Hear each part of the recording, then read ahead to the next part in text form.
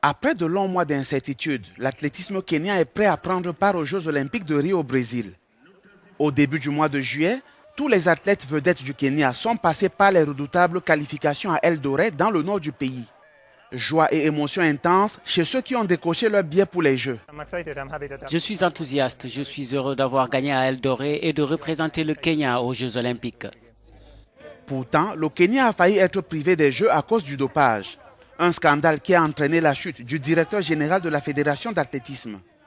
Mais aussi l'arrestation de Federico Rosa, un agent sportif italien soupçonné d'avoir fourni des produits dopants à la marathonienne Rita Jepto. Il a fallu élaborer une nouvelle loi antidopage et écarter ceux sur qui pèsent des soupçons de dopage pour remettre les athlètes kenyans sur la route de Rio. Nous avons les dossiers de ceux qui en ont utilisé et ils ont été mis en garde selon les règles et régulations de l'Agence mondiale antidopage et de la Fédération internationale d'athlétisme et ils ont été avertis, ils ne sont pas ici. Le Kenya est une grande nation de sport.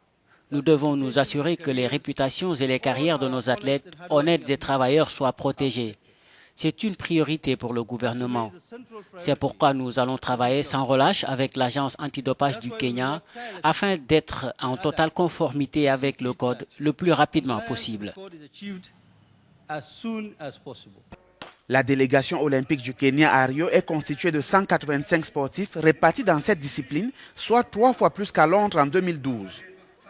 L'athlétisme de cette grande nation de sport, classée première lors des derniers mondiaux à Pékin en Chine, est la principale source de médailles pour l'Afrique dans les compétitions internationales.